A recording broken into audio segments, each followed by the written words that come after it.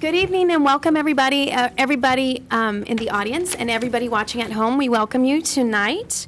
I am privileged and pleasured to sit here on this Tuesday evening, October 10th, 2017. The time is now 6:30 and I call this meeting to order.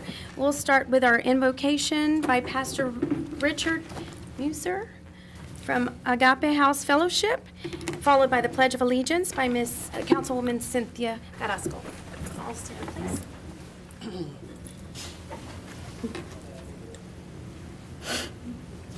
Let's pray. Father, I come to you this evening to give you thanks for the blessings of this day and for your protection and care over us.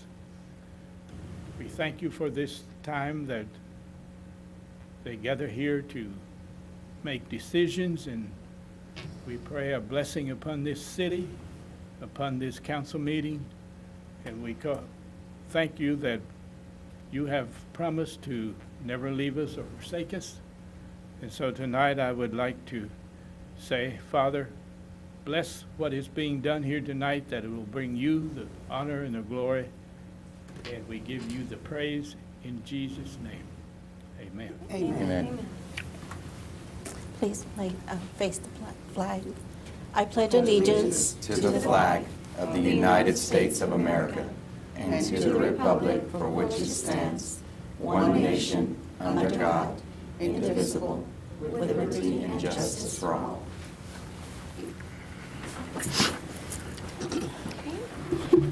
Now we proceed to agenda item number 2, citizen comments, and there is no citizen comment at this time.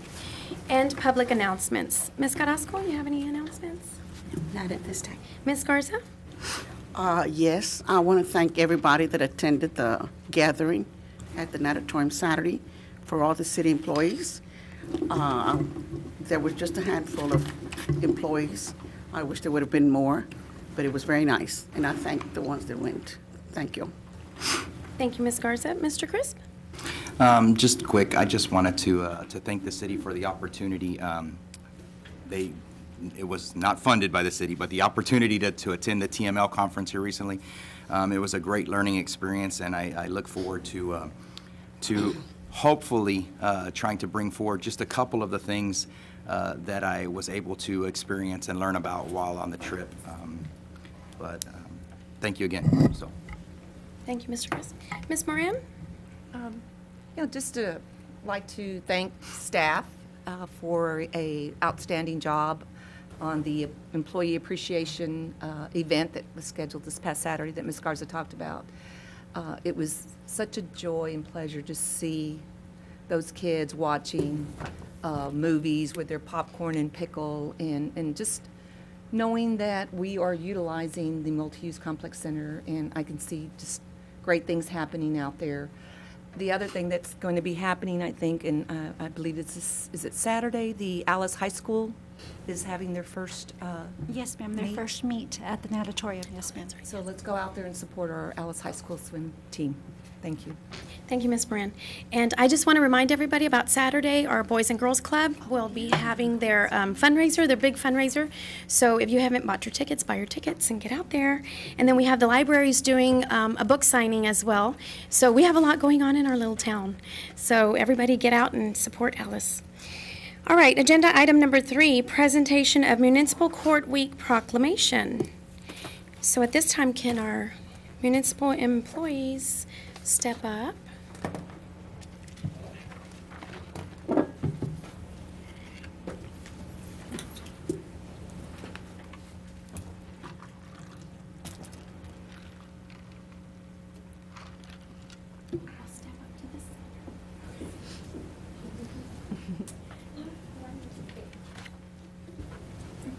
So on this day, whereas more people, citizens and non-citizens alike, come in personal contact with municipal courts than all other Texas courts combined, and whereas public impression of the entire Texas judicial system is largely dependent upon the public's experience in municipal court, and whereas municipal judges and court support personnel have pledged to be ever mindful of their neutrality and impartiality, rendering equal service to all, and conform to the standards set by the canons of judicial conduct, And whereas the municipal courts play a significant role in preserving the quality of life in Texas communities through the adjudication of traffic offenses, ensuring a high level of traffic safety for our citizens, and whereas the municipal courts serve as a local justice center for the enforcement of local ordinances and fine-only state offenses that protect the peace and dignity of our community, and whereas it is most appropriate that we recognize the accomplishments of our City of Alice Municipal Court and the other 916 Texas municipal courts and salute their critical role in preserving public safety, protecting the quality of life in Texas communities, and deterring future criminal behavior. Now therefore, I, Jolene B. Vanover, Mayor of the City of Alice, do recognize the week of November 6th through November 10th, 2017 as Municipal Court Week, and further extend appreciation to our municipal court judge and court support personnel for their exemplary dedication to our community. I call upon all residents of Alice to join with the City Council in recognizing the vital service they perform.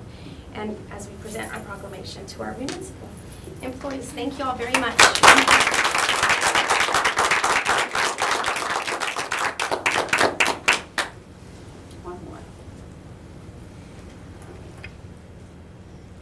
And our municipal judge couldn't be here today. She's not feeling good.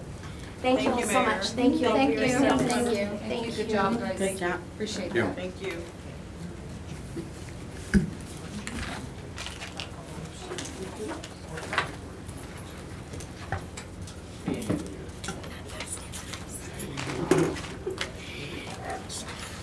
And agenda item number 4, here presentation from Mr. Kevin Downs, Director, and Mr. Roger Moore, Chairman with the Alice Jimos County Economic Development Corporation.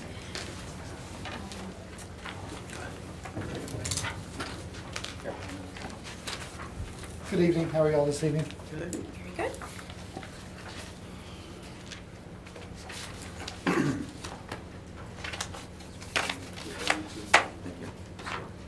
Kevin's handing out a 3-page document. I'm not going to touch everything, but I'll hit some high points. This is the second time the EDC has been in front of the council. We came in January, February. We will try to come once or twice per year to give updates to everybody. Of course, the mayor and the city manager are at all of our meetings, and hopefully they keep y'all up to date in between those times.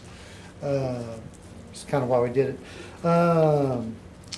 Under the organization development, we reorganized the EDC over the past 2 years. We have a brand new board, we have new bylaws.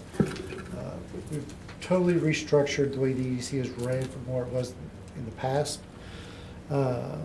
We are attempting to take it from a public EDC to a privately funded EDC. That's a long process. We have to have some success first in the industry, bringing some people in before that's really going to kick off. But that is our long-term goal. We don't want to take tax dollars from the city or from the county. We've had to, but that is not our goal as a board. The EDC has adopted new vision statements, new mission statements for the economy of Jim Wells and Alice. For business retention, J.J. Johnson, most of y'all met with J.J. We've met with several local primary employers, discussed new opportunities for the retention and expansion, identified and addressed key issues affecting the city's development review. We've also reached out to Halliburton on numerous occasions to see about trying to bring Halliburton back. Unfortunately, we've not had a lot of success with that, but we are in contact with them in the Houston level, trying to see if that's just not in their business model at this point in time, unfortunately. We, under business attraction, JJ had a hand in trying to get the 104-bed assisted living center going and finalized, which, it's going to bring a lot of money to the city and to the county as far as tax roll. I mean, that's a big project. I don't know if y'all have driven around there. I drove around it yesterday. That's a big project. We've assisted with the Del Mar College bringing the GED with the city's help over to the Armory, which is up and going now. We created a new market brochure, which we'll present hopefully next board meeting with the chamber. We finalized the pictures and layout, and it goes to print tomorrow? Tomorrow, next week. So with that, in conjunction with the chamber, we'll have that to send out, and the chamber will have it also. And it's a very nice looking brochure. We brought Josh Games and Mark Adami, y'all that don't know them, two of the bigger corporate real estate agents that deal mostly in businesses. JJ has brought them both in town on multiple occasions. I met with Josh not that long ago again on trying to get people to come back in Dallas and take over our empty buildings. And the sentiment's changing from where it was 2 years ago to where it is now. We've leased some buildings. We've still got a long ways to go in that. But it's getting there, and they know they can come to us, or they can go to y'all, or go to the judge at the county if they need assistance. So we're getting there, but it's going to be a long road for everybody that left town on us. Under business location, corporate site selection meetings, JJ attended the Offshore Technology Conference, the OTC, in 2017. It's the largest event for oil in the world for oil and gas companies, featuring 2,000 exhibitors and 100,000 attendees. He met with more than 50 companies and made presentations to commercial officers of 6 national pavilions. And that's just one of the things he's done. We've kind of given JJ leeway as he has been nominated to go on the site selection committee on a national and global level. So he really has a lot of contacts for us and will be a great help in the future for us, even if he's not with us in a paid way. He attended the offsite network events and CEOs of Global Scouts. He attended the IED annual conference in Toronto, California, or Canada, Toronto, California. Wow. He followed up companies from 2 corporate site selection forums and familiarization tours, and also participated in the familiarization tours of McAllen, Reynosa, and met with multiple CEOs in both Reynosa and McAllen about trying to get businesses to expand up in this direction. On ongoing priorities, we are in search of a permanent EDC director at this point in time. We've had applications open for several months. We'll probably close those at the end of this month. Right now, we got 3 good candidates that we were looking at, all with a lot of ED experience, all from out of the area that are willing to move here.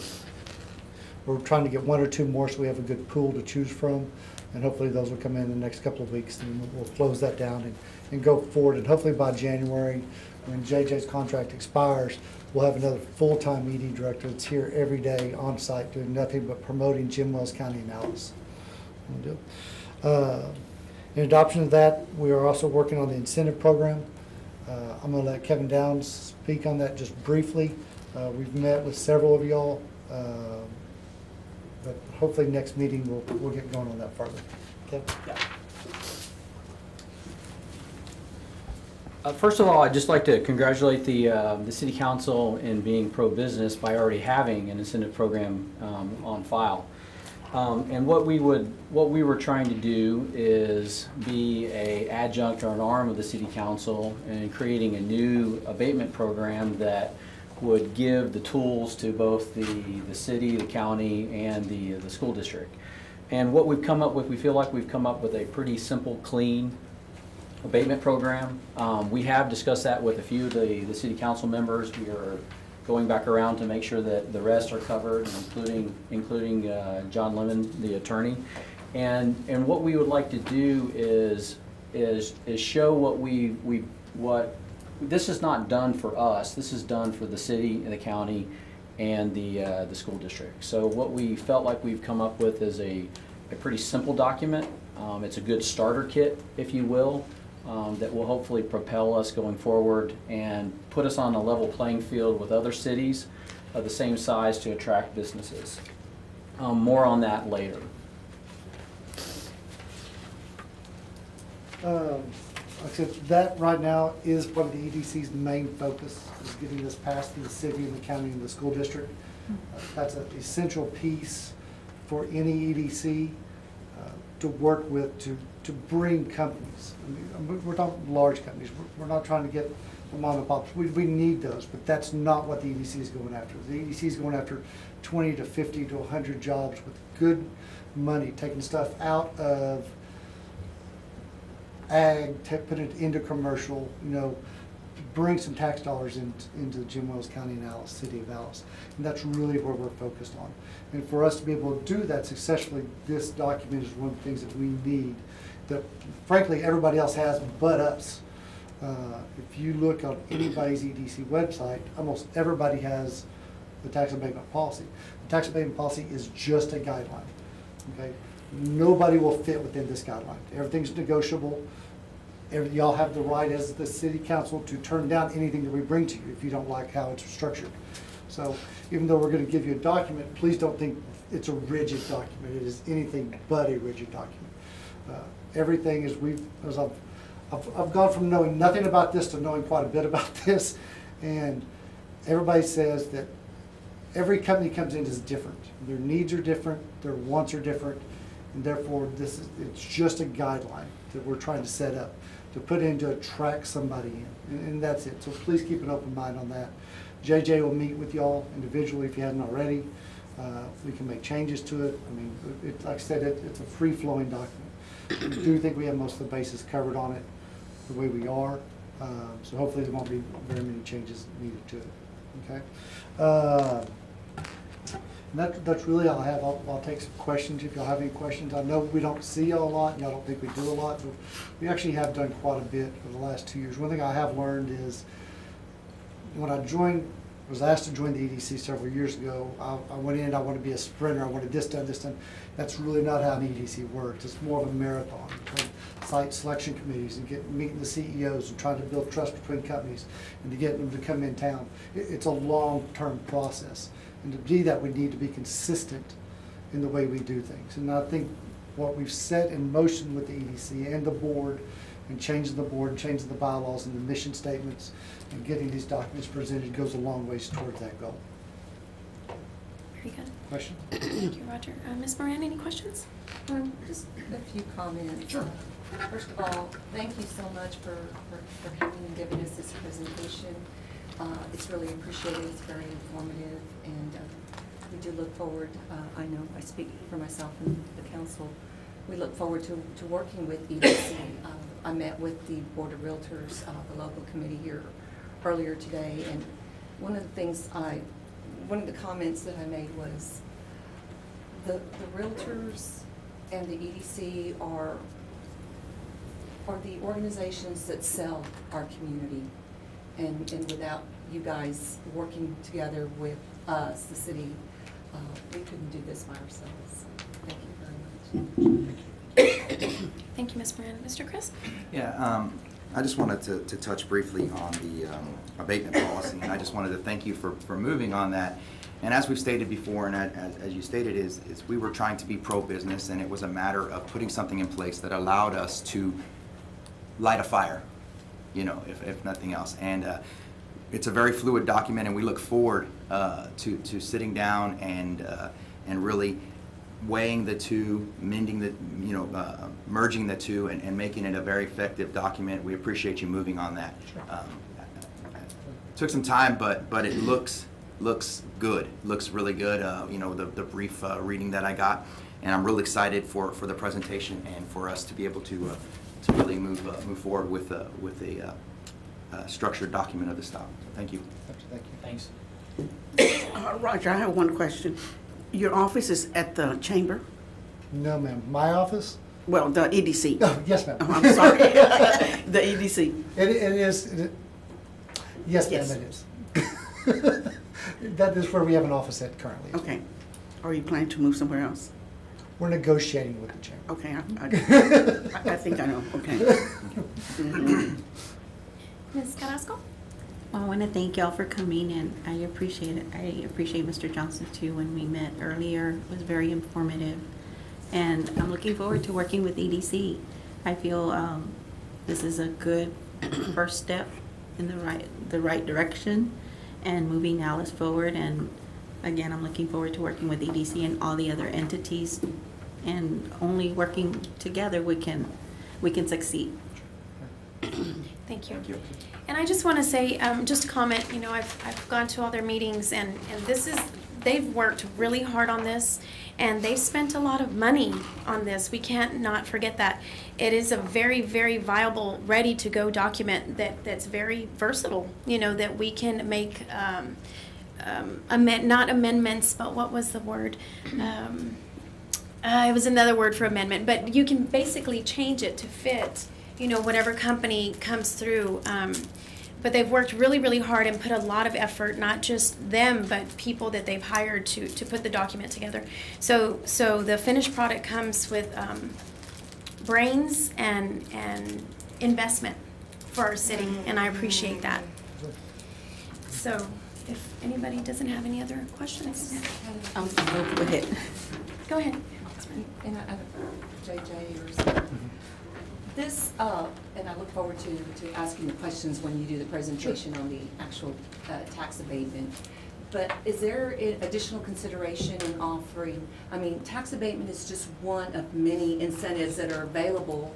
And I really would like to see what interest you all have in some of the other incentives that we can put together as a package for EDC to use when you go out there and, for example, when we talk about the renewable energy incentives, I know I expressed that to Mr. Johnston that as a council, we'll certainly entertain other incentives that we can put together to help EDC when you're out there looking for businesses to come. No, and we agree, no, and we're open to any incentive. I mean, if it doesn't cost us money, we're in.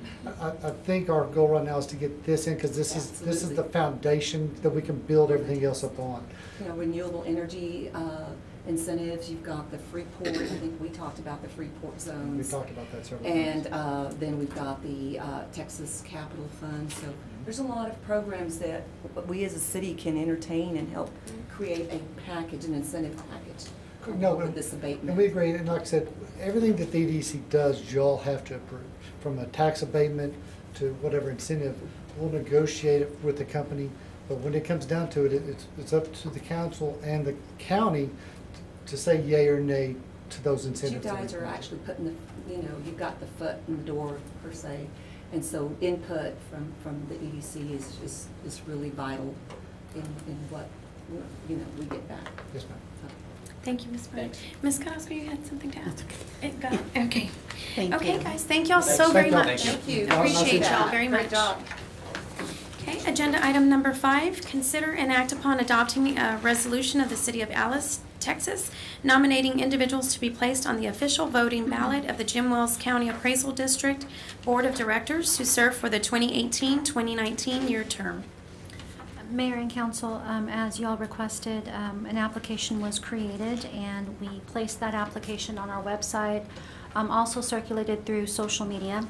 There have been 3 individuals who have submitted their applications for your consideration this evening. Mr. Newell Atkinson, Mr. Ike Ornelas, and Mr. Mauricio R. Garza II. A reminder that this is done by resolution. The city may nominate from 1 to 5 individuals to the board. In your packet included as well is the letter from Mr. Vella. And if there are any questions, I'll be happy to see if I can answer them this evening. Okay, council, any questions? Ms. Carrasco? Ms. Garza? No. Okay, Mr. Chris? How many votes do we actually delegate? The city is given 535 votes. That's what's allocated for our taxing entity. It's on page 4 of the letter from Mr. Vella. It does take a total of, I believe, 834 candidates, or 834 votes, to guarantee to guarantee a spot on the board. Okay. Mr. Crisp, any other questions? Questions, no. Comment? Not yet. Not just yet. Okay, Ms. Moran, any questions? Yes, just, Diane, can you kind of walk us through the process? I know we can nominate up to 5. Yes, ma'am. And today's meeting is the purpose of doing the nomination. Yes, ma'am. Then what's the process? I know we've got the dates, and we talked about that, but I think it's important or at least if I understand it, so that it can help me make an informed decision on this. This 834 votes, that can come, we get 35, the city. 5:35. I'm sorry, 535. Yes, ma'am. And then the other additional votes for the 834 can come from any of these other entities. Yes, correct? ma'am. Yes, tonight you would be doing the first step of the process, which would be actually submitting names for the ballot. Once each taxing entity that is listed on that page with the number of votes allocated has submitted their names, the ballot will be created, at which time it will come back to the council. Before the end of the year, council will have to take the 535 votes that is given as an entity and determine which individuals they would like those votes to go to. As you can see by the math, the city does not have enough votes to guarantee one person a seat on that board. There would need to be some discussion from the council at that time to determine how they wish to allocate their votes and how. So some scenarios could be, we would divide the 535 amongst Yes, ma'am. us, or That's one scenario, or someone could make a motion to grant all the votes to one individual. If that doesn't pass, you could, dies for lack of a second, and you nominate another one to give them all to. And that is later. That is later. That is not this So I evening. just kind of wanted to see how we would be setting this up. Yes, ma'am. The other thing, so conceivably, some of these other taxing entities could be also nominating some of the same individuals that are before us here as well. That is So absolutely some of correct. those votes could also be being allocated to those individuals. Yes. Until such time that you have the actual ballot in front of you with the nominations from every taxing entity, we would not know that information unless someone else may. Well, How does the it work? taxing entities make no secret about who they appoint. I think the school district has appointed theirs already. Once their names are placed on the ballot, whether you appointed them or not, you would be able to then vote for them. Oh, I see. Before the first there. You aren't stuck to voting just for the people you Oh, nominate. okay. That's so- correct. They So go on the these ballot. points could go to someone Somebody else you on don't that know other anything on the about ballot. right now. Yes, Okay. ma'am. Okay, I see. See, I didn't realize that. I thought we had to vote only for the ones that we No, ma'am. nominate. No, it's Okay. anybody on the ballot. Oh, Very good. that's interesting to know. Any other questions? No? Okay, so at this time, I'll entertain a motion. Yes, I'll make a motion to put Mr. Newell Atkinson on the ballot for the Jim Wells County Appraisal District Board of Directors. Okay, can I get a second? I'll second. Okay, all in favor? Aye. Opposed? Nay. Okay.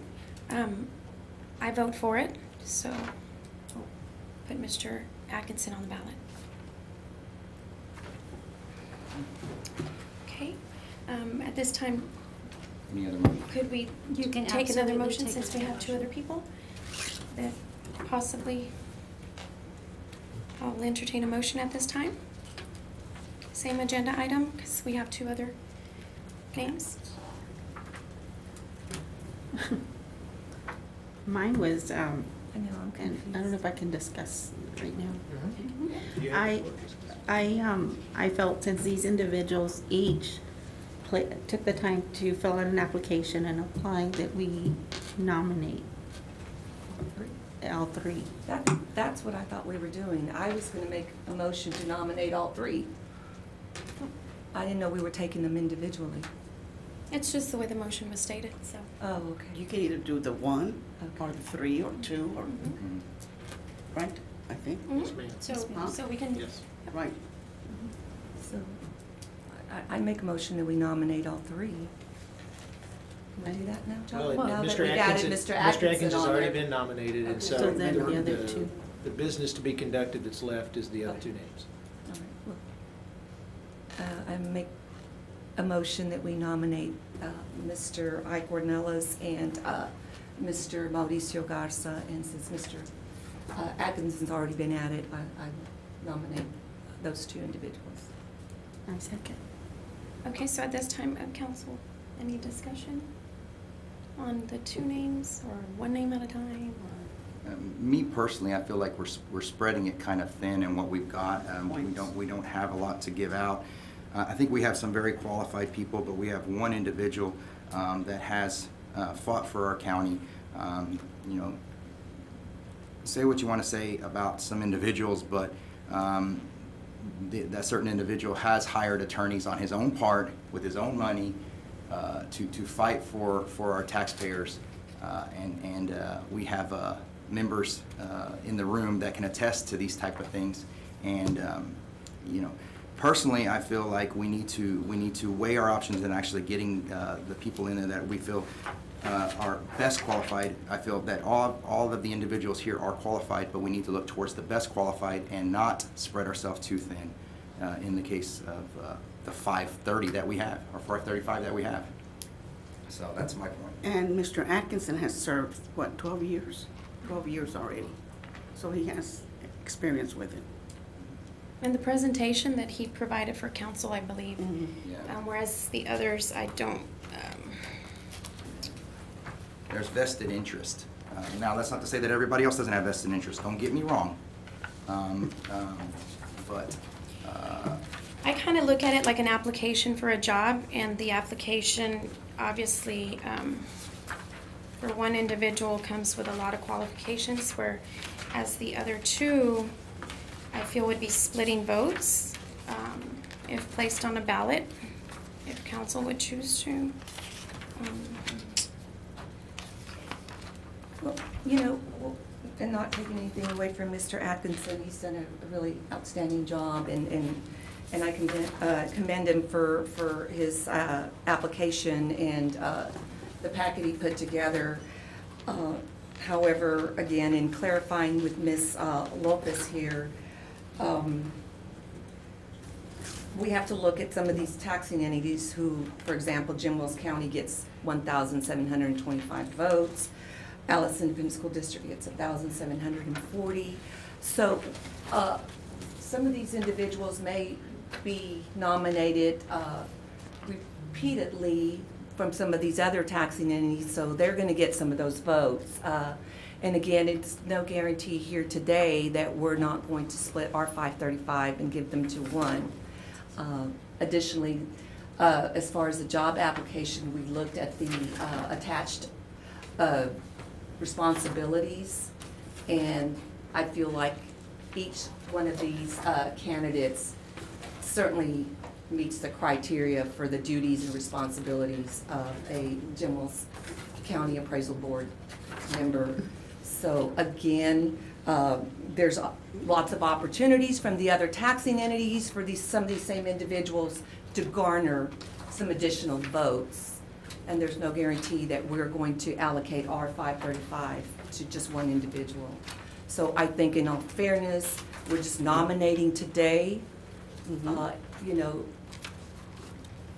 and honestly, you know, we advocated to put this on our website. We asked that we now, in the form of transparency, that we allow opportunities for other members of our community to serve as well. And I'm very grateful for Mr. Atkinson for serving. He's done an outstanding job. But that's not to say some of the other individuals wouldn't be doing that as well. I just look at it from background experience, just like we would when we hire somebody, or just like we would when we spend money, you know, for the city. We want to make decisions that are backed up by history. And looking at some individuals without saying names, we can look at history and say that credit history is not good on one particular, and I couldn't recommend a person that would have that kind of history. Would we be allowed to ask Mr. Garza to speak at this time, since he's in the audience? Yes, Okay, Mayor, it's Mr. your Garza, show. would you like to come up and say a few words?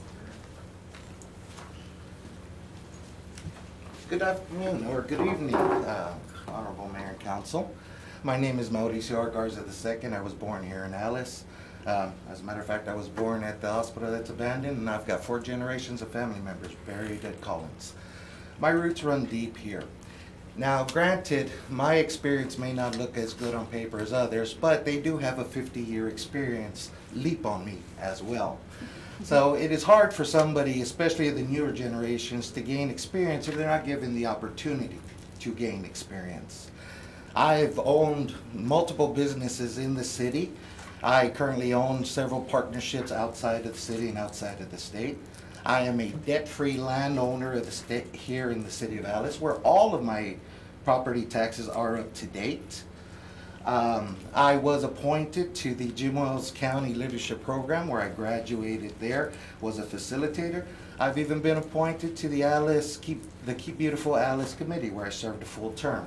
I was also appointed to the Alice Skateboard Committee, which that was 5 years ago, and I commend you all for bringing that up again. No denying anybody's abilities and their willingness to help, hats off to them. The only thing I ask for is the ability to work with them, to work with the community. Again, you all are not voting your votes for just one person tonight. You're throwing the ability to have their name on the ballot. Mr. Atkinson is a well-known individual in the city, a Chamber of Commerce Man of the Year. I believe he even received the key to the city. He's a good man. He's done a lot of developing in this area, and I'd love the opportunity to learn from him. I'm more than certain he's going to get the opportunity to have his name thrown on the ballot either through the county or the school because of the fact that he is such a good pillar of the community. All I ask for is the ability to have my name on the ballot, to garner some votes from other individuals who are willing to throw in somebody new with a fresh mind and new leadership, and somebody who has proven themselves willing to help the community. I thank all of y'all for your time, all of your immense work that you put into this city, especially in our times of crisis. And just please, yes, my credentials aren't as great as his, but then again, he is 50 years older than me, and he's had the opportunity to build up the credentials. So please, don't shut a young person down before he has the opportunity to build up. Thank you. Mr. Garza. Okay, so as the motion stands, there's no other comments, we can put it to vote. Okay. All in favor of Ms. Moran's motion as stated? Okay. Opposed? Nay. Nay. Okay, so at this time, I'll entertain another motion, perhaps separating the names, and we take one at a time. Since they were combined as two, perhaps.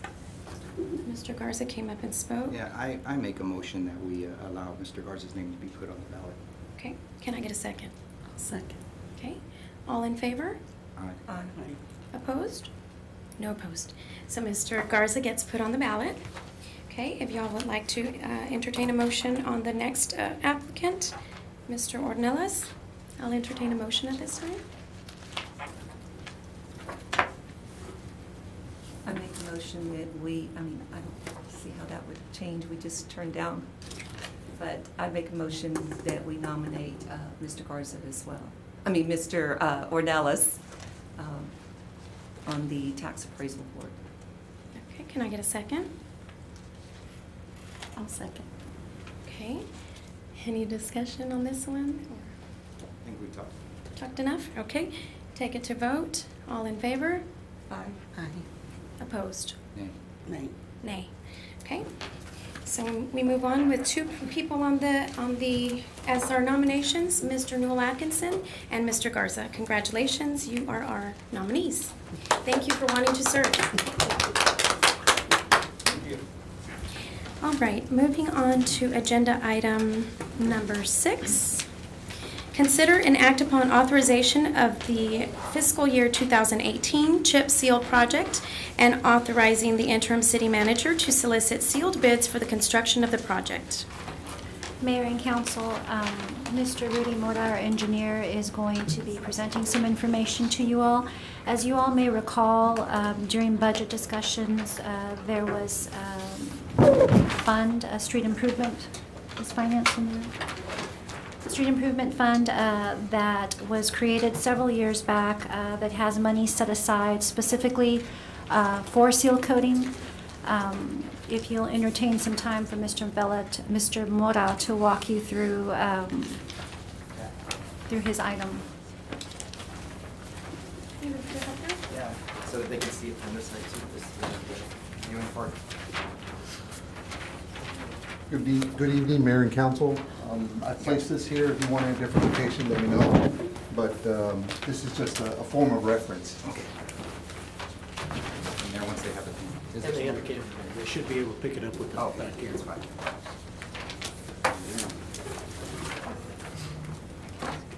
The last city major streets maintenance project was in 2013. It included the 2013 chip seal program and mill and overlay of South Reynolds Street. The four commonly used street maintenance types are street reconstruction, full depth reclamation, pavement, mill and overlay, and chip seal. These types are listed from most expensive to cost effective. The life cycle of the street maintenance, as mentioned above, are respectively 17 years, 13 years, 10 years, 7 years. I consulted with a consultant with probably over 35 years' experience, and this is the information that he provided. In 2012, the city hired an engineering firm to evaluate the city's streets. The streets selected for street maintenance included portions of Lincoln Street, Sunset Avenue, Highland Avenue, 3rd Street, and Main Street. North and South Reynolds, Old Kingsville Road, and King Street. The streets that received street maintenance were Sunset Avenue, 3rd Street, South Reynolds Street. The types of street maintenance included mill and overlay and full depth reclamation. The engineering department has selected several streets to be chip sealed. We have a capital improvement project or program as part of a 10-year plan. It was included in your packet. Based on available funds, the streets being considered for street maintenance are listed in the attachment and addresses both North and South Streets. The project is anticipated to chip seal, and there'll be a correction on this, instead of 19, it should be 12.5 miles of streets. These streets were selected based on their traffic usage, condition. We do realize many other streets throughout the city may need to be maintained. However, on the limited funds, these streets are recommended for street maintenance. The project won't begin till mid-March because the optimum weather conditions, we will need to create construction drawings and advertise for bids.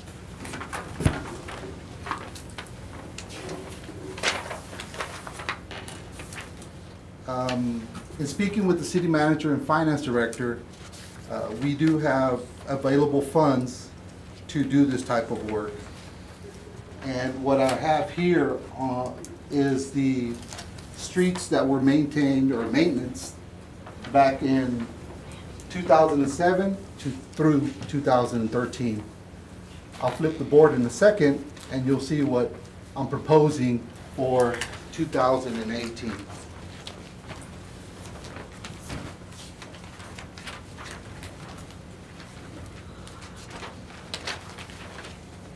And like I mentioned in the packet, I've included the capital improvement projects for 10 years with the project name, project description, estimated cost, possible funding source, and project year. Of course, these can all change at any time with the direction of administration and council. The next few pages are just an explanation of the types of street maintenance, followed by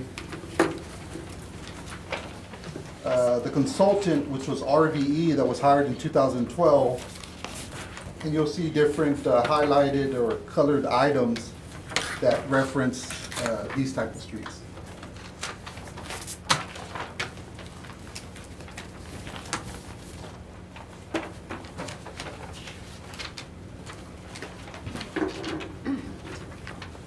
Next, after that, you would find a Excel spreadsheet, and they prioritize these by Project 1, 3rd Street, Project 2, Sunset Avenue, Reynolds Street, and so on. If you look toward the bottom, they have also the cost for those streets. This is back in 2012, so the streets have received some weather conditions, and they've changed from possibly the status they were when they were first examined till now.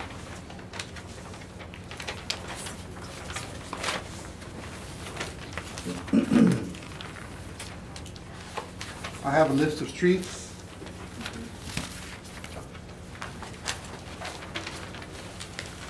That are divided both north and south. North, we're anticipating about 6.5 miles for the chip seal or seal coat. And the south, we're about 6 miles. Total, 12.5 miles. Total cost, approximately $500,000. It's $495. Of course, if the bids come in low, we can play some alternates and do some change orders and include other streets that the citizens are concerned about or the council may want to rehab.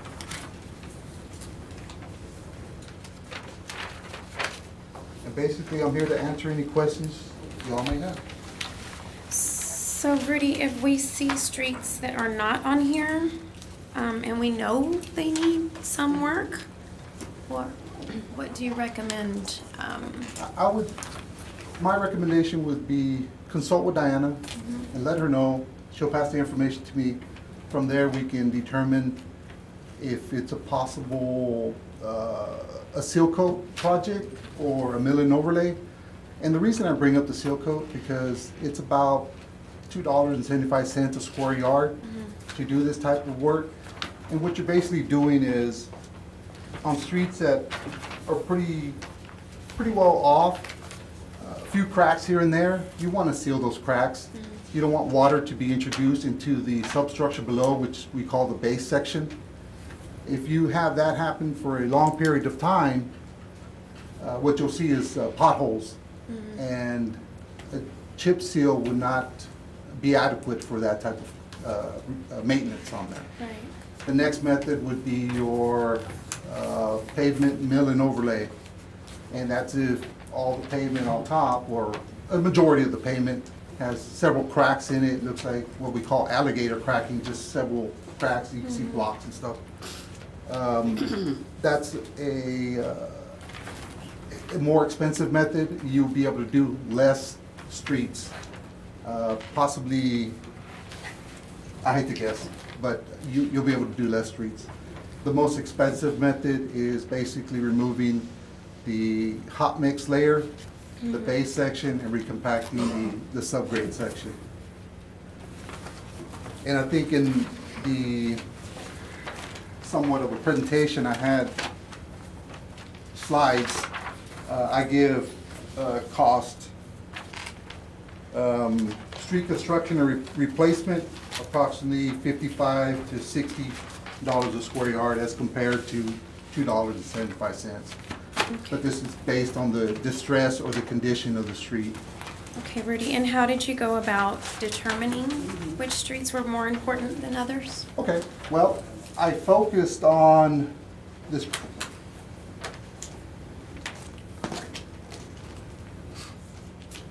This is what we had previously done for seal coat and other types of maintenance.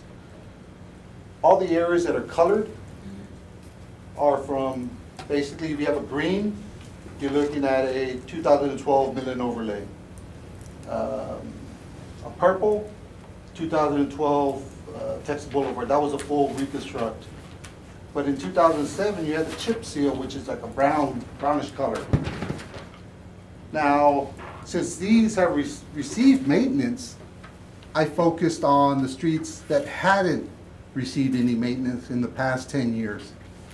And those are the ones I had my eye on or focused on at the moment. Did you do a visual? Yes, ma'am. You actually drove My staff did, yes, every street in Alice Yes. to determine? yes. The other criteria, if you want to go into it with them, Rudy, was getting with water and wastewater to determine whether there were any issues with possible infrastructure underneath the streets. We Yes. didn't want to invest Okay. any money on a street where we know that there are problems underneath the street and Right. it wouldn't be feasible for the city to expense. Correct. Originally, I had Triangle Street. Triangle, we know we have sewer stoppages Okay. and there's water leaks out there. That was taken out and we looked at other streets that could receive the seal coat. Okay. So for our constituents' information, just so that they know that if their street isn't being worked on, it's because the problem is deeper.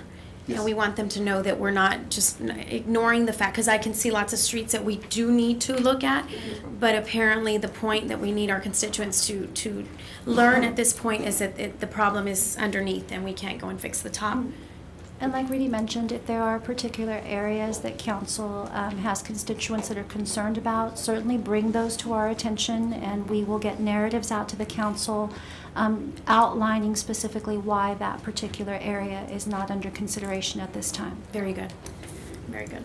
Thank you. Rudy, here you have Hill Street. Is it East Hill or West?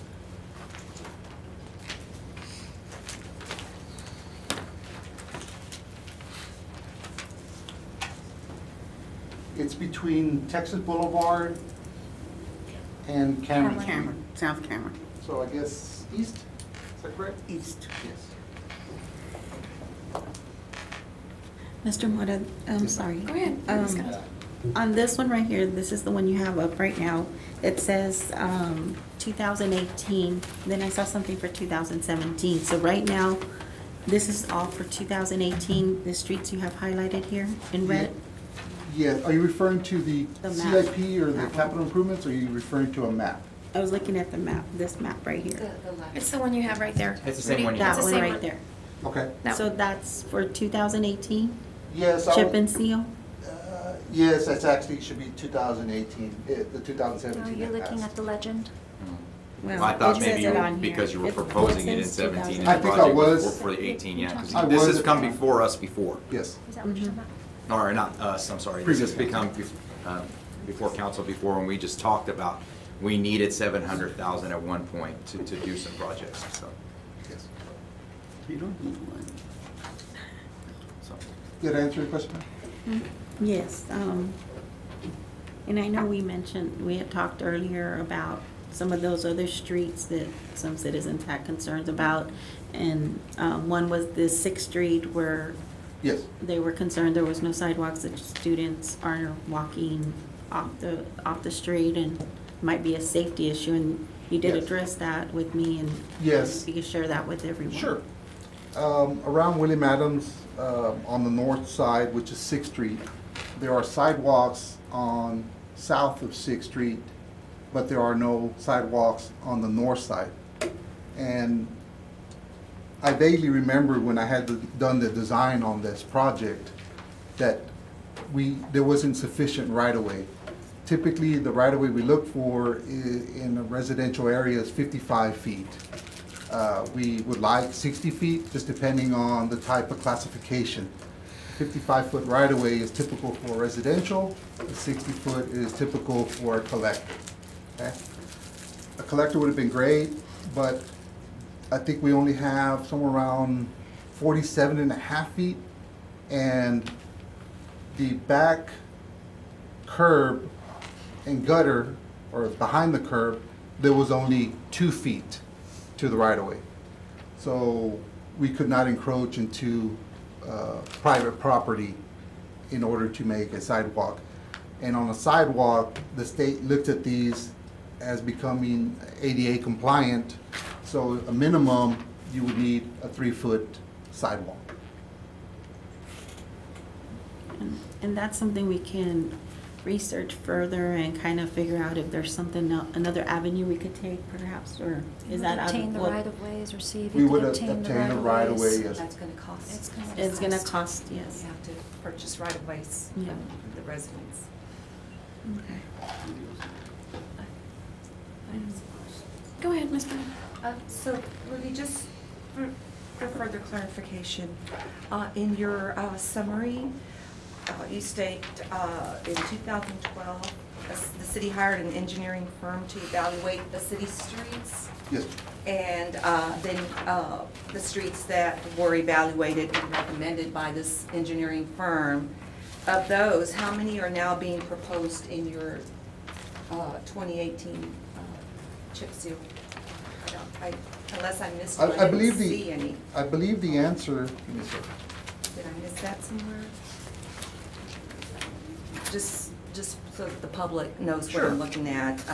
This engineering firm that was hired went out and evaluated the streets, and that the streets they selected were Lincoln Street, Sunset Avenue, Highland Avenue, 3rd Street, Main Street, North and South Reynolds Street, Old Kingsville Road, and South King Street. Yes, ma'am. On the north side, I don't see any of these that the engineering firm recommends on the recommended 2018. That is correct, Okay. because a chip seal or seal coat maintenance on those streets is not recommended. These are past that type of maintenance.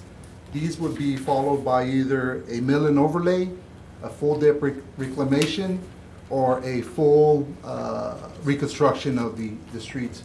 If you'll notice on the spreadsheet here, Okay. behind the exhibit,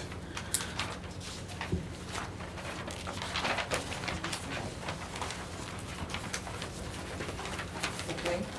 toward the bottom, where it says total parts A through C, the prices there are 1.2 million, 1 million, 793,000, under a million, 1.1 million. They exceed the amount of funds we have. But I don't see where that engineering firm actually made a specific recommendation for the type of repair. Am I missing? No, That- so you was are there another correct. You are assessment? correct. It was something that I had asked him. I spoke with him on the phone, and that's what he had told me was,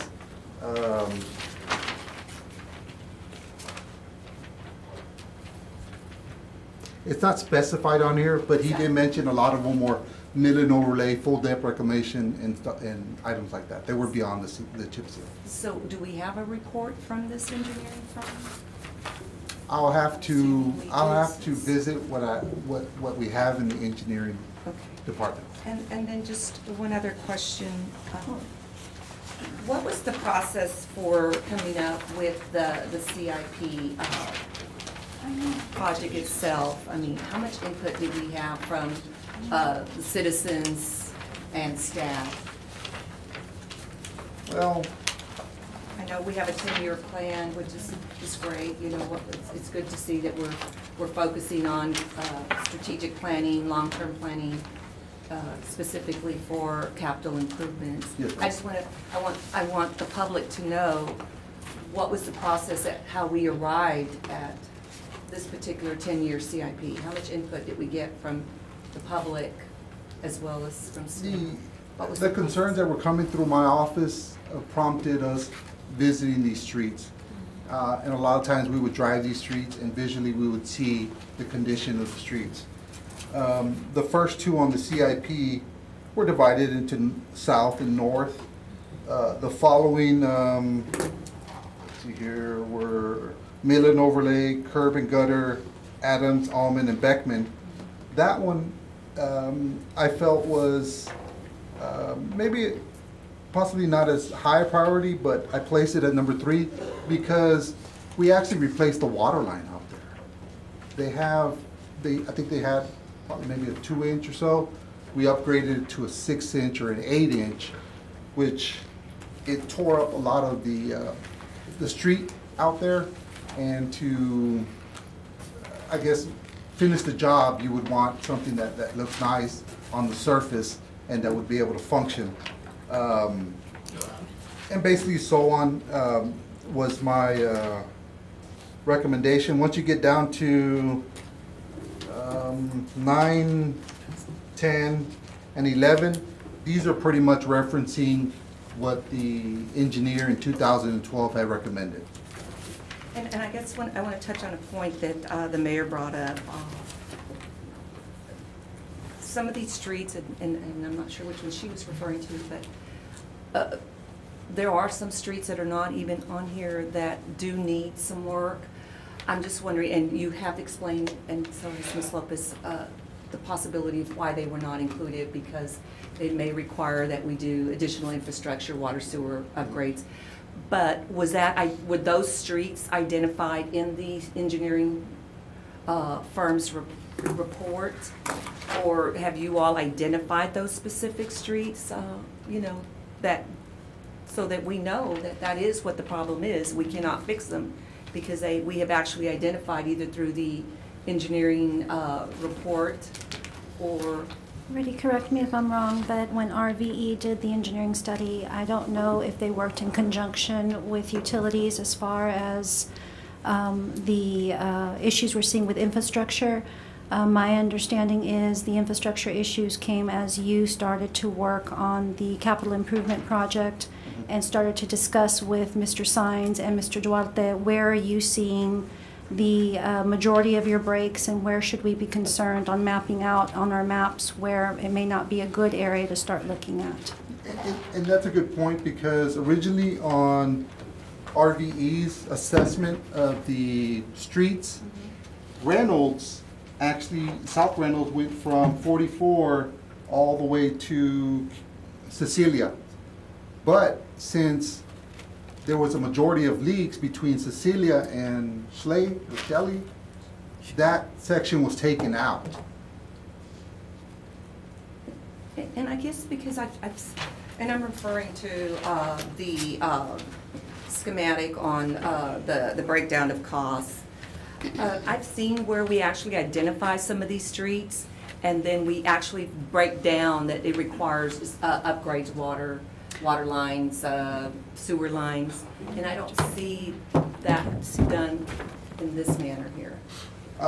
That would be a different CIP. I actually worked on the one for streets, drainage, sidewalks, water, and sewer. So I had looked at them, I guess, next to each other and determined, okay, if we do this water line and this sewer line in this year, then the following year we can address the streets. And that was my method of thought for that. Okay, Rudy, I have a concern, and I know I brought this up before. Scott Street Yes, ma'am. is not even in the realm here, but yet according to this, it shows 2011, it had chip seal work done to it. Okay. And I've seen pictures. I don't know what y'all were chip sealing out there. I can't answer why it was chip sealed in the past. I wasn't here in 2011. My assessment of that is if you don't have the structure below it to support the chip seal is almost like just a seal on top of what's out there. So if you're chip sealing, let's say caliche base or limestone base, it's not gonna last. I'm just wondering if we're just doing patchwork when there's streets that really need maybe the bigger investment. Sometimes it's, you can buy a bunch of little pieces of furniture that are junk or one really good piece of furniture. Yeah. And that's why I see things like this. I'm like, are we neglecting perhaps streets that really need work that may be more expensive than these patchwork type of deal? Correct me if I'm wrong. I've never worked No, streets that's like fine. that That's before. fine. I don't. My suggestion is Scott Street, I believe that's a 60-foot right-of-way. And I don't remember, but I don't believe there's curb and gutter in that area, which is probably one of the main issues. There's no proper drainage. So until we address the drainage out there and create a street that's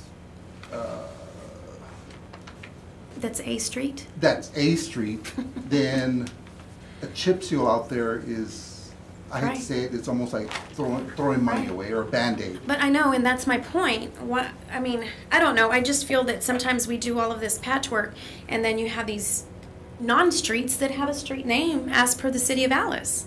That's embarrassing that we have a street that doesn't account for a street. If we were to redo, and I hate to throw, I don't want to throw numbers out, but if we were to do Scott Street, it could take away from doing possibly, I don't know, maybe 3 or 4 miles here. I think that, my I get that. suggestion is. I completely get it. Yeah, my suggestion is, we identified these streets, we can extend the life of these streets, and that's why I've selected, or we've selected, the best optimum areas that we can focus on. If the direction is a different direction, please get with Diana and let me know. I mean, I can address. So I guess one of the things that comes forward from what was just stated is you weren't here in 2011 when apparently we felt like that was improper use of funds to chip and seal Scott Street at the time. Regardless, have we taken into account the idea, and I'm sure you have, that we're not going to make the same mistakes again, that we're looking at streets properly, that we think that a chip and seal actually will give us the life of a chip and seal, and not, what is the life of a chip and seal, roughly? 7 years. 7 years. Yes. So we're kind of hitting the end of 2011's life anyway. So, but how many miles of road do we have in the city of Alice? The Yeah, last time rough. I think it's approximately 107 or 110. So with this, We're doing 19 miles? We're doing 12 miles. 12 and a half. 12 and a half. So we're hitting 10%. And if we take into account trying to redo Scott Street, we knock it down to closer to like 7%. Possibly, yes. Yeah. There's several things I take into consideration. The usage of the street. We put traffic counters out there. And if these streets are being heavily used, then it degrades that street more rapidly. The infrastructure underneath. If there's water leaks, sewer stoppages, there's drainage problems. We try not to focus on putting a Band-Aid on these types of streets. We want to utilize the taxpayers' money to the most advantage as we can, and that's what I'm presenting here to you. So when would we touch those streets that are non-streets? And those taxpayers are still paying taxes every single year Well, for not having a proper street. And that's why I have this capital improvement project, I'm trying to take a bit at a time, trying to address everything. If the direction I have listed here needs to take a different direction, let us know. I'm just trying to address what I see visually and what I think would be most advantageous to the city to help maintain the streets. We don't want to get to a point where these streets can no longer be chip sealed. We're not spending $2.75 approximately. We're spending $50 to $60 a square yard. I get it, and I'm sure that's going to be an argument we can continue on. Right. Because my point is, if our taxpayers are paying money, then they should have a street. Right. Understood. Mayor, if I may, some of the other avenues to get to the concerns, and these concerns were brought up repetitively during budget workshops, and on a daily basis, we have residents who come in, and I understand where they're coming from. Some of the things that we're continuing to look at are different types of grants, infrastructure grants, street grants, but more importantly, as we balanced our budget, one of the goals was to be able to take some of that excess money that is, we're hoping will be there, and begin to transfer toward capital improvement projects and capital improvement funds to address those bigger issues. So this is a step in the right direction. It's a step that has been neglected for some period of time, but it is something that does need to be addressed. The bigger issues are going to take a little more time to continue to look in deeper, get input from the community as well. I have started the process of driving streets, and there are quite a few. quite a few. So to get with staff and create that plan of, okay, number one, are we going to do this in-house? Do we need a study? Do we need a separate utility study? Those are all things that are in the works right now, and we're doing our best to address those issues because we do understand the importance of our taxpayers and the streets that they drive on and the community they live in. Correct. Another thing I noticed real quick is on your CIP here, you had Project 1 and Project 2, or both of the two chip seals that you presented before us, and you presented it at 450. If I'm not mistaken, was that right? 450? It could possibly be. Well, I'm just saying that's your, I can't remember what the price was. It was under 500,000, but here you're showing 600. Did we pull roads off? I took some out because, like I mentioned, some of the streets I originally had in the CIP had issues with drainage or water leaks or sewer stoppages. Okay. I just have a few more questions that I wanted to finish up on mine. And this is dealing with the fiscal impact and the funding. Just to be clear, Ms. Lopez, Yes, ma'am. the available funds are approximately $540,000? Yes, ma'am. If actually Mr. Ramos or Ms. Vanessa could confirm exactly what is in that fund. And while you're looking for that, from where did we find this? What fund is it? And I'm trying to do this because we went through this with the skate park, and this may be a legal question as well. It's my understanding from the skate park, we think it's a designated fund. It is a designated fund, but we do not have any resolutions or minutes or ordinances that actually designated the skate park funds. On this particular fund, Can you tell me about what this we one? have been able to determine is going back to 1986. In the budgets back then, there was actually a very detailed capital improvement plan in there. It designated a, Vanessa, if you would read the definition. It states it's a street seal coating program.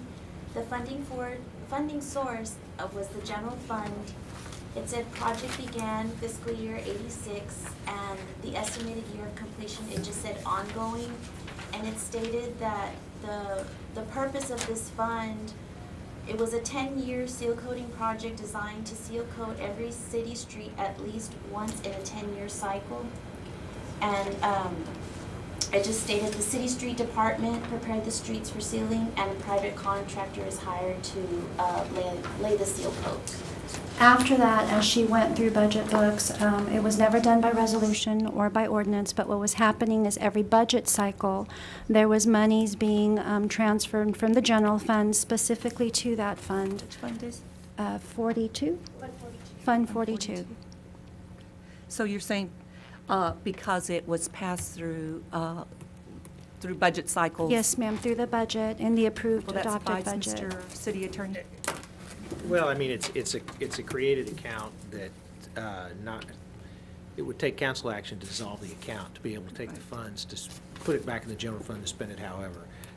Once the funds are in the account, you can't use it for anything other than the stated purpose. So it doesn't have to have a formal designated ordinance or resolution? Saying we're going to take $50 from the budget and throw it in there, the short answer is no.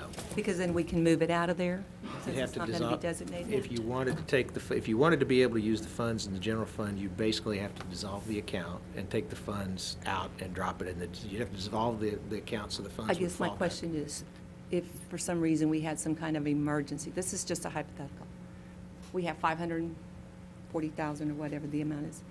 It's, from what I understand, it's not specifically designated through ordinance or resolution. If for some reason we said, we need this money right now, it's an emergency, can we The account move it? is, and it's like Fund 42, that's the purposes for the fund, and so you'd have to dissolve the fund, and then the funds would go back into the general fund. It Okay, would be but the I guess the simplest- argument wouldn't be made, sorry, we can't, because it's designated specifically for street chip seal program. If you wanted to just try to pull the funds out of the account, that argument would be made and it would be correct. It would be correct that it's a designated fund and cannot Yes, be ma'am. used. Okay. But that's a farce argument because we agreed as a council that we want to fix streets, right? So- Right, but again, the focus is on You're the right. designation, whether it was done through ordinance or minutes or resolution, for it to be I don't a think designated funds, fund. I don't think funds have anything Now. to do with The transfer of the funds were not, I believe.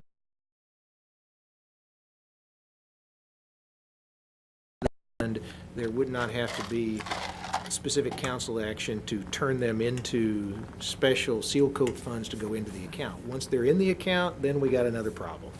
And so the way to take funds out of that account without any restrictions is you dissolve the fund, and then the money goes back to the general fund. Okay. Okay, very good. Clear as mud. Okay. Huh? It's as clear as We'll mud. visit some more on that. Yes, ma'am. Okay, so, I'll entertain a motion on agenda item number 6. Mayor, I make a motion to authorize the city manager to solicit seal bids for the construction of the project for the 2018 chip seal presentation. Okay, can I get a Or second? Project, sorry. I second that. Okay, all in favor, if there's no other discussion? Aye. Aye. Aye. Opposed? No opposed? The ayes have it. Thank you. Thank you, Rudy. Thank you, Rudy. Thank you, Rudy. Thank you. Okay, agenda item number 7, consider and act upon terminating the financial advisory agreement by and between the City of Alice, Texas and First Southwest, a division of Hilltop Securities Incorporated. Ms. Garza, this is your item. Would you like to speak on your item? Yes. This is my item, so what I have to say is that for 15 years, Estrada Hinojosa and Company were here with Mr. Tijerina, serving as a financial advisor. His contract was terminated last April without a reason. I feel that we need to terminate First Southwest and hire Estrada Hinojosa and Company back again. Estrada Hinojosa and Company also serves the county, the school district, and the water authority. I am also asking for First Southwest to waive their 30-day waiting period, and I ask for the city to terminate the contract immediately. I'm requesting a letter from First Southwest saying that they will waive their 30-day period. Okay. Council, do you have any questions, Ms. Moran? Ms. Moran? Shuffling through my documents. Give me a moment. Mr. Crisp, any questions? I'll come back to you. Yeah, Come back to you, I Ms. just have a statement more along the lines, and I have nothing against the Estrada and Hinojosa firm or Mr. Tejeria. Did I say that right? I'm sorry. Tejerina, sorry. And I'm sure that they did an excellent job for the city while they were here. I know nothing of the reason for termination or separation. However, what I do know of and what I have been present for is the work performed by First Southwest. And as of right now, I can't see what I would say is anything that warrants a separation in the agreement. We do have some things coming forward. Now, that's not to say, again, like I said before, I have nothing against them. They're a great firm. We had time to speak already, and I enjoyed the time, and I think the firm is excellent. I've actually spoke to some references about them and wanted to know more about who potentially could be taking over. Council, So- if we can direct comments on just First Southwest. That's where I'm going with this. What I'm trying to say is that I don't feel that there is any need or any justification for this termination at the time. They got us through some very hard times. They stepped up when we needed some people to step up, and I feel that that terminating a contract at this point could be a detriment to the city also with some of the other things that are coming forward and the rating services moving on. So that's where I stand on this situation. Okay, Ms. Moran? Mr. Chris, can you be more specific about some other things that are coming up? I Well, don't it's- believe it's- the council's aware of. No, it's just, we just got through the budget. We're going to be going through Q1. These people have already been working with us for the budget adjustments that, now that we're moving forward. We've got the rating agencies about to come back at us and bonding reviews. So it's just things that happen when you start a new fiscal year. These are the people that have helped us through it this last year, and I think that it would be in the city's best interest to continue utilizing the services that have performed well to date. Okay, thank you. I have a couple of questions pertaining to First Southwest. Okay. And one of them is directed to Ms. Lopez. Changing financial advisors, does that affect our bond rating? It wouldn't affect our bond rating. And I really wouldn't be able to elaborate too much, but what the bondholders are looking at, of course, are the financial picture of the city. They're looking at things, and every year we're required to do a call. They're called surveillance calls. Sometimes financial advisors sit in on those calls, sometimes they do not.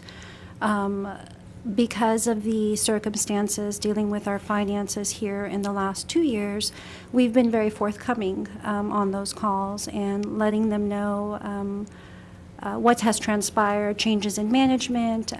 We have positive things to tell them this go-round, a balanced budget, a balanced general fund, replenishing our fund balance in the general fund, stability now with Mr. Ramos as our Director of Finance, and the search for a permanent city manager. So to my knowledge, it should not, but I really wouldn't be able to elaborate too much there. Right.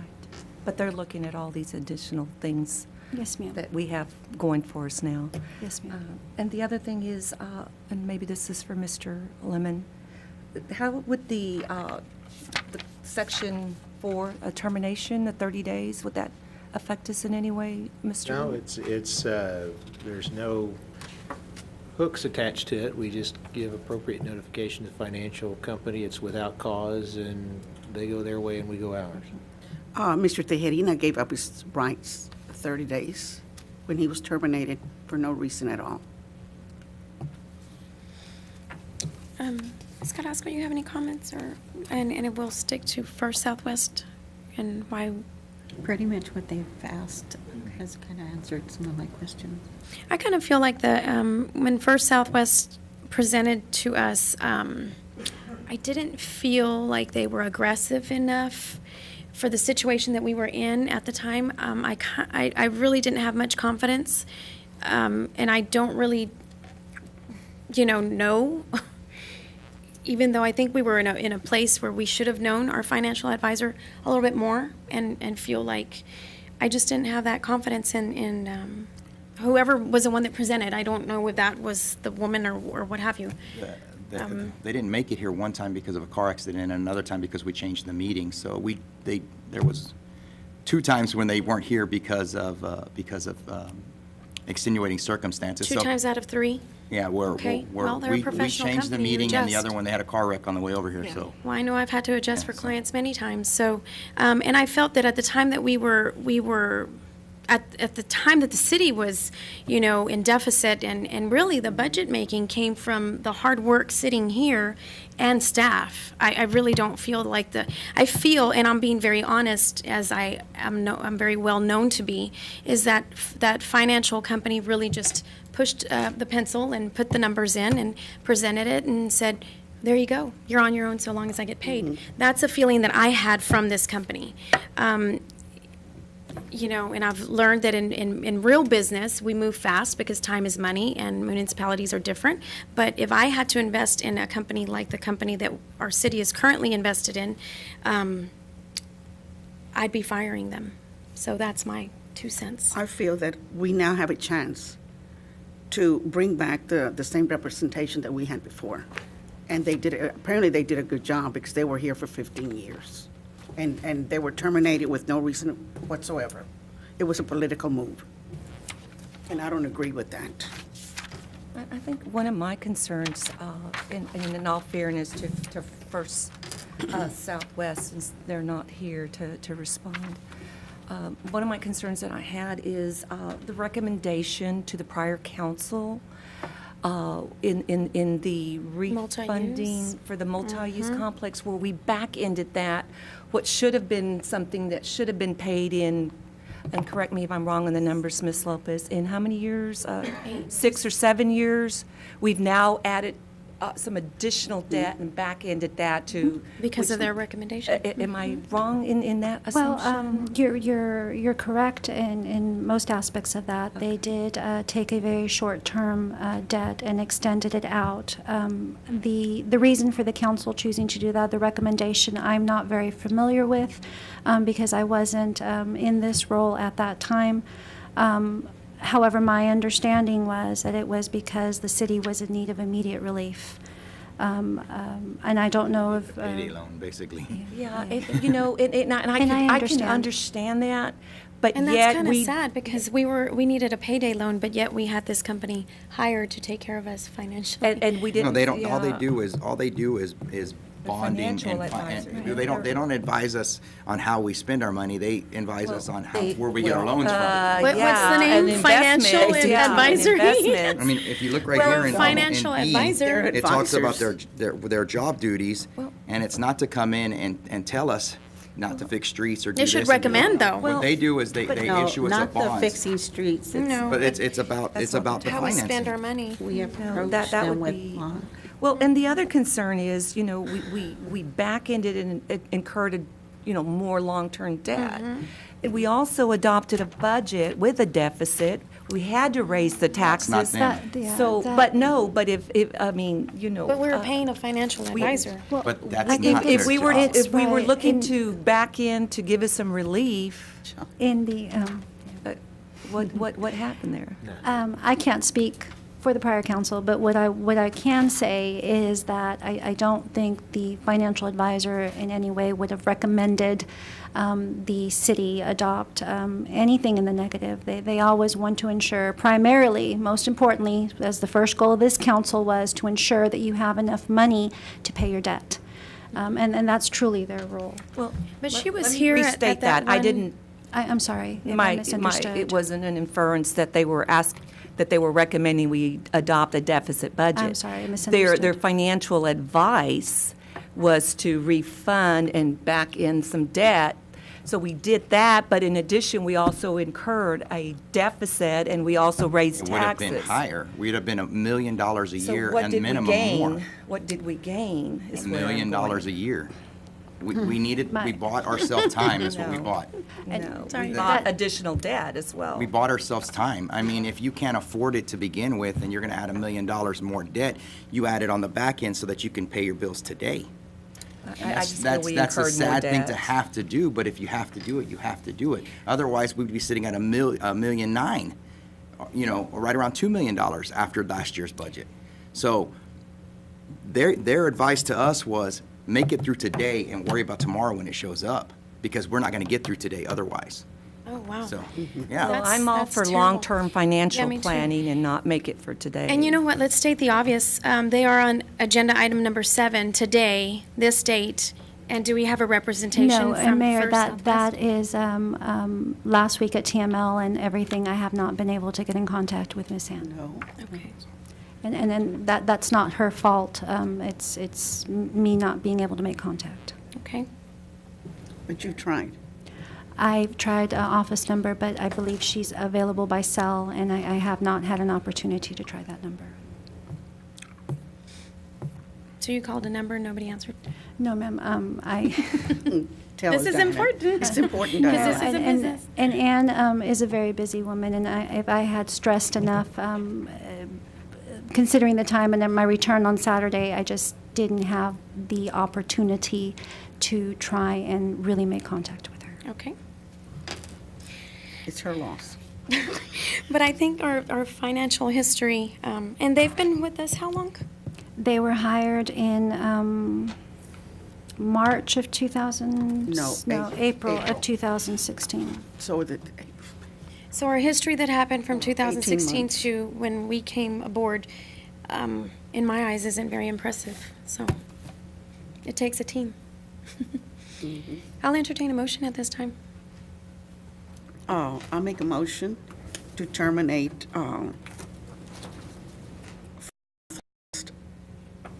immediately. Okay, can I get a second? I'll second. Okay, all in favor?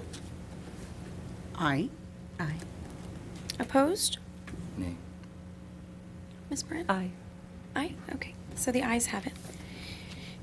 Motion stands as stated, terminating the financial advisory agreement by and between the City of Alice with First Southwest, a division of Hilltop Securities Incorporated. Yes? We can send the notice tomorrow, but there's the 30 days requirement, 30-day notice requirement in the contract, so we'll have to do it within 30 days. If they waive, they waive, but we're sending, our motion was basically to get the letter out. John, yeah, and I would like a letter back from them stating that they will terminate within 30 days. And the contract's pretty explicit, Ms. Garza, that if we give them, either party gives notification, then consider the agreement terminated. Correct. And we can get on that tomorrow, maybe? Okay, thank you. Okay, agenda item number 8, consider and act upon entering into an agreement for financial advisory services by and between the City of Alice, Texas, and Estrada Hinojosa and Company Incorporated. Mr. Tijerina, would you like to? Mayor, council members, staff, Mr. Lemon. Thank you. For the record, Robert Tijerina with Estrada Hinojosa.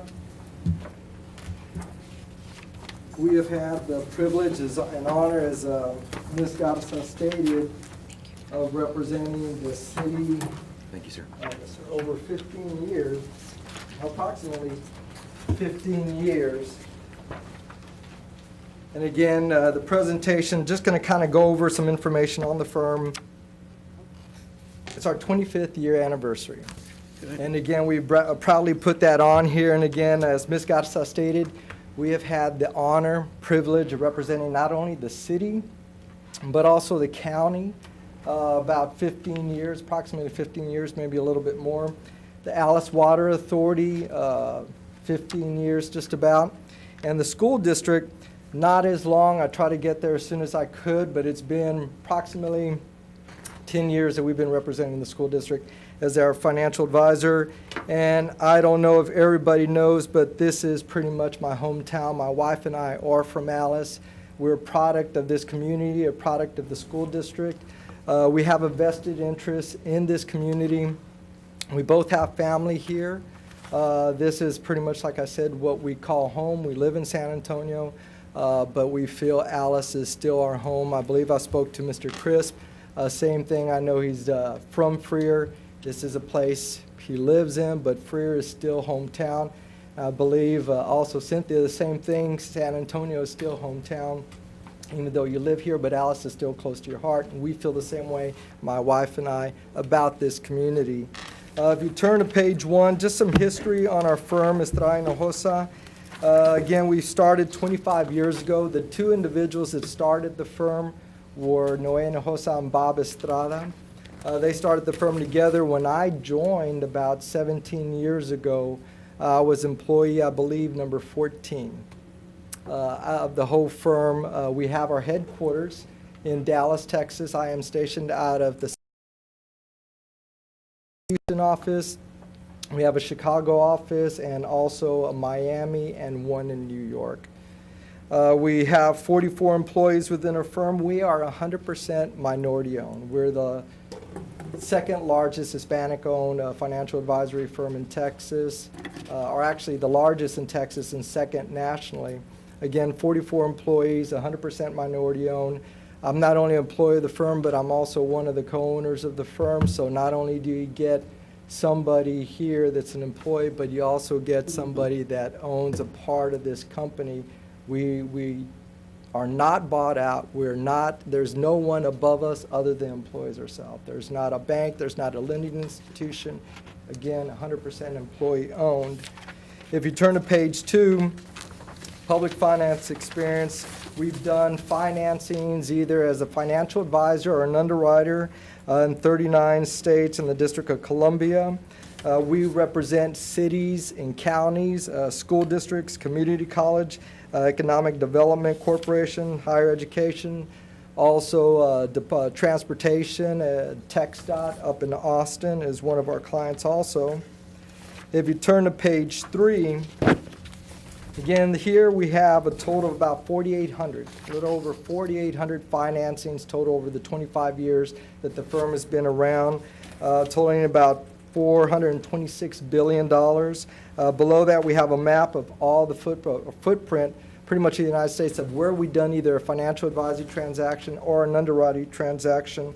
And on the right-hand side is pretty much a bar graph over the years, 25 years, the number of financings, again, as a financial advisor or an underwriter that we've done.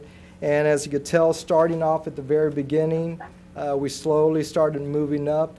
And here we are now. And you see this and you think, okay, this is a very large firm in excess of 200 employees. But again, we're still 44 employees overall.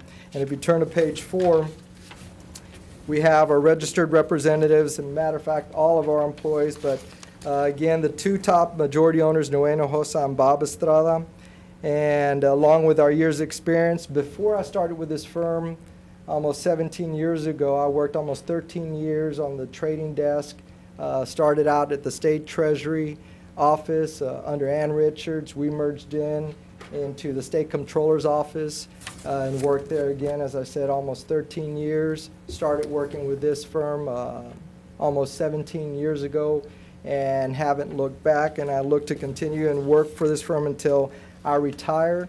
So again, if you turn to page 5, I listed here selected cities experience.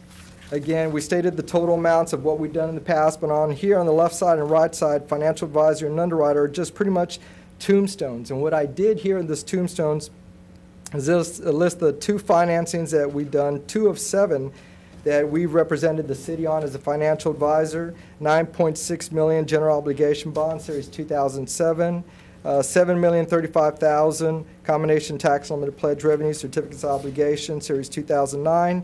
And on the left side, again, City of Alice, City of Brownsville. So not only do we represent mid-size, small size, but we also represent larger entities, some that are very there's not a lot of growth in the community, and some that are rapidly growing, that are constantly in the market of either doing financings pertaining to streets, infrastructures, or buildings, whether it be city, school, or county. And again, we represent a wide variety of clients from small to large. And on page 6, I listed the 7 financings that we represented the City of Alice, and that's our financial advisory experience with the city. And again, from 2013 to 2014 was our last financing of $8.1 million tax notes. And total that is about almost $39 million of financing that we've assisted the City of Alice on. Now on page 7, it's pretty much our Coastal Bend area financial advisory experience. And in bold, again, I've listed the City of Alice, Alice Independent School District, Alice Water Authority, Jim Wells County, the issuers within the county. But also, you'll notice some asterisks in there. There's 8 of them. Those are clients in the Coastal Bend area that are represented from other colleagues of mine within the firm. The remaining roughly 19, including West Oso Independent School District, but the other 19 are clients and issuers that I have represented over the last 16 years as a financial advisor. And as of last night, 2 colleagues of mine in the San Antonio office were able to add in the City of Kingsville as their financial advisor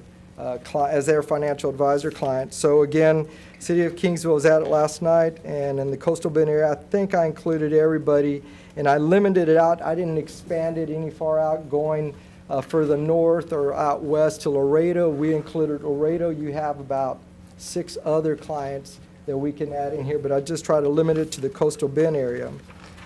And again, I know this is a lot of information, and in full disclosure and transparency, I had a conversation again with Ms. Lopez earlier today. I know that there's our contract along with First Southwest, and I haven't had privileged to see First Southwest contract, but talking with Ms. Lopez and Mr. Ramos, and by the way, congratulations. I think we all know the importance of having a knowledgeable, experienced finance director. I know the city was pretty much on its own, the staff, without a finance director. So it's really important to have somebody with some knowledge and experience, and I've worked with Mr. Ramos at the utility or there at the city of Robstown. A colleague of mine who already retired was actually leading the account, was the lead banker when he retired. I've had the honor to be able to represent that community now. So again, congratulations on having somebody on board with that experience. It's really important because I think through the rough spots you went through, not having that individual here to assist you and getting those documents prepared, where to put the numbers, what's going to be determined in the future, currently and in the future, it's really hard and almost impossible. And I think you've experienced another individual doing that for you, but like you said, Mayor, it's the work of the team, and all credit always goes to the staff and to the elected officials. So again, Mr. Ramos, I know brings a wealth of knowledge that if he was here before, I strongly feel confident that I know he could have gotten the city through those difficult times, again, as a team and teamwork. Our contract, again, I understood is slightly higher, anywhere from $5,000 to $7,000 on financing, depending on which one you look at. Our contract has always been negotiable, always, with all our clients. We don't have a quarterly fee, we don't have a retainer fee, we don't have an hourly fee. I've never attached any of those to my financial advisory clients' contracts. Again, and it's standard as we did before. The last 15 years, we kept the same fee schedule as I had with the city, with the county, with the school district, and the water authority, never once even considering or looking to have any changes to it. But as I told Ms. Lopez, absolutely, our contract is negotiable. If this item is approved, we will discuss with Mr. Ramos and Ms. Lopez and negotiate it where the council feels comfortable with our fee schedule. We feel it's pretty competitive out there. Again, I'm not surprised that there was a difference in the range. I was somewhat surprised that we were on the high end. I expected to be on the low end, but nonetheless, we are willing to negotiate our contract with staff as long as the council is happy with the final outcome. And again, as far as document preparation, there's a lot of information that we prepare for a lot of our clients. A lot of it's financing and how to do it, what's the best way to do it, how to pay it back. But there's a lot of information also that we can provide, but if the questions and if the assistance is there, if you're not asking us for assistance, we are assuming the staff is handling it. And in years past, that has been the situation here. You have had really good staff that's been able to reach out to us and request certain information that we supply, that we provide, that with a majority of our clients, and we turn it over in a timely manner. So again, if we're not being asked for certain documentation, we don't know exactly what you need then. So it's always available. I think everybody, Mr. Councilman Chris, I'm assuming the reference you called was this current board member, and I put my cell phone on a card there for a reason. I think I've spoken to just about either a staff or elected official, holidays, weekends, evenings, anytime, and I try to make it a goal to return it before the end of the day or within a few hours. I try to take pride in that and make sure, and I'll be honest with you, I can't tell you I can do everything for you, but I guarantee you our firm can. Mm-hmm. There's individuals that if I can't do it, there's individuals right behind me that are more than capable to provide you with the information you need. And again, you have the right finance director in place to be able to help you out currently and in the future. But again, not only do you get me as the representative of our firm for the city, but you get the entire other 43 members of our firm. You know, there's other individuals that if I can't make it over the years, and I think Mr. Lemon can tell you that over the years, if either I can't be here, somebody else in my firm just as knowledgeable can be here either to present the information or answer either the easy questions or difficult questions. And as far as conference calls with rating companies, we have always, as Ms. Lopez stated, we have always raised our hand on these annual surveillance calls to participate, to be able to assist. But we've had some clients that, this client, including City of Alice, in years past, be able to say, we can take care of it. The prior staff has been able to say, we can take care of it, and then I have clients that say, we'd like you on the call. So we like to normally say, send us the questions ahead of time, let staff have some time to review these documents or questions to be able to be prepared for the conference call. And again, I know they set a certain date and time, but we all know, again, if you call them and say, well, things just pop up when you're running a city. It may be perfect today, but it may not be perfect that morning of the conference call. They're always flexible, as you know, Ms. Lopez, to be able to accommodate your schedule. They know you're pretty much running a city/corporation. So again, I know I've said a lot. I know I've become long-winded, but I felt it was an opportunity again to disclose information, let you know what we are capable of doing. And again, if I can't do it, I know that there's individuals, colleagues of mine, that will be able to assist the city. And I think Mr. Ramos' experience, his experience with us at Robstown is one example that he gets the whole team, not just one individual. And again, contract is negotiable.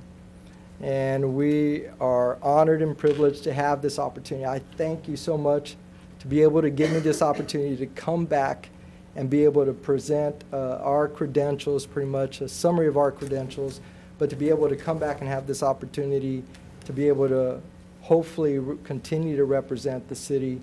It has been a difficult year and a half, 18 months, and it's, again, when it's your hometown, it's something different. It's personal. More inside, it just feels different. And again, I thank you so much for taking this time. I try not to be long-winded, but I wanted to say quite a bit for this time to present our credentials. Robert, this would be a contract for how long? It's a great question, Ms. Gatta. It's a standard 5-year contract, Okay. what we've had before. And I know Mr. Lemon is probably thinking, okay, is there a 30-day cancellation? Our contract has always been, and I know Mr. Lemon has reviewed our contracts before when he was up here as a mayor. There's a 30-day clause. And you're right, Ms. Gatta, a year, 18 months ago, I did waive that 30-day notice immediately. I did not want to hold the council. I did not want to hold staff back for anything. I felt that if there was no interest there, then I just wanted to make sure that they had the best, themselves, the best interest taken care of. Robert, when was your contract supposed to be over before they terminated? Memory serves me correctly. I believe it was this year, 2017. 12/12/17. And again, I'm going back to 12/17. 2017. We had an extension in December of 2017. Yeah. I believe December the 12th Yep. Yeah, December the 12th. of I just thought about it. 2012, the contract 2017, was okay. extended for 5 years. There are some contracts that have automatic extensions. I don't have that. I don't include that in my contracts with my clients. I like to always be in front of the clients, come ask for approval, make sure that there's some accountability, approval for an extension. So again, it's a standard 5-year contract. Cancel with or without cause. Robert, I just want you to understand that I feel that this council, we will not use politics to make any kind of decisions. And I'm saying that as other councils. Okay, questions, council? Ms. Moran?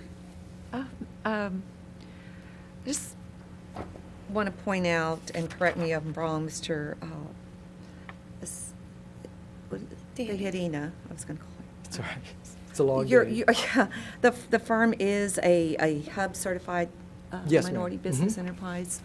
It's just an observation. It's my understanding that when we do go out for grants or financing or refunding, especially for grants, when we list who our partners are and who we work for, we score additional points if we actually are engaged in working with HUB-certified businesses.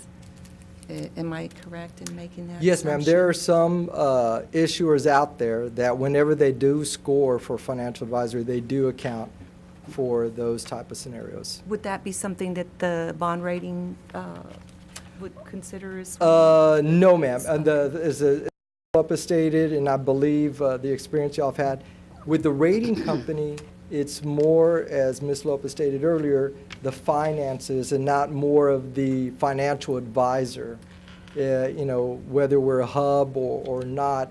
But that's a good question. But again, it's strictly the finances, the staff, and they will be, trust me when I say this, they will be excited to know that you have a finance director. They will be excited to know that. They Google everything, so they probably already know it, but they'll just ask the question anyway, just to make sure, just to put it on record.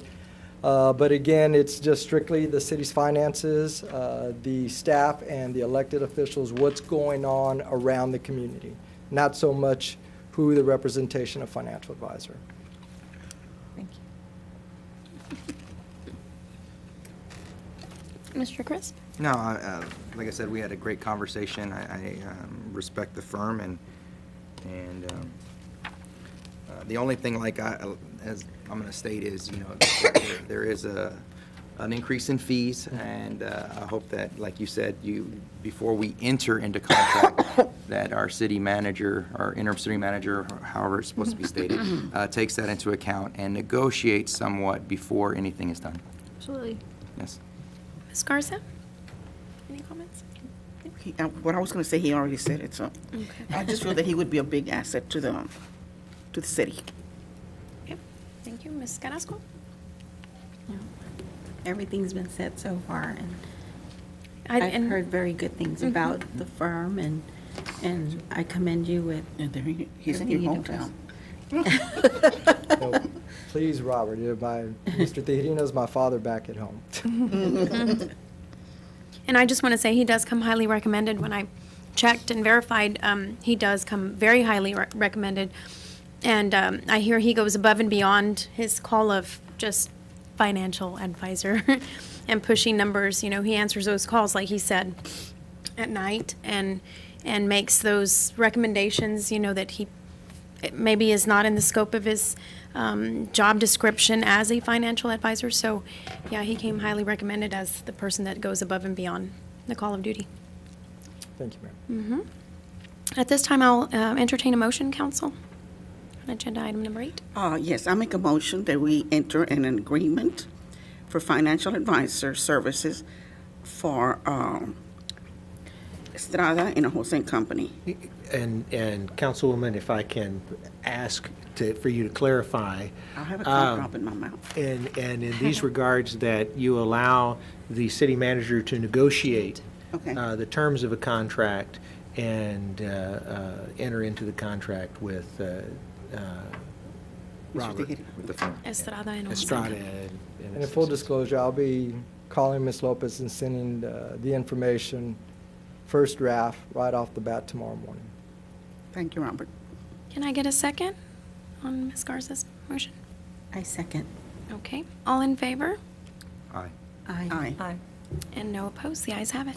Congratulations. Thank you so much. Thank I you. really appreciate it. From the bottom of my heart, thank you so much. Thank you, sir. Yeah. Welcome. Welcome back. Welcome back, Robert. Okay, at this time, agenda item number 9, adjournment and/or consider and act upon adjournment. And can I get a second? Second. All in favor? Aye. And no opposed. This meeting is now adjourned. The time is 8:24. Everybody have a good evening. Thank you. Robert. Bye-bye.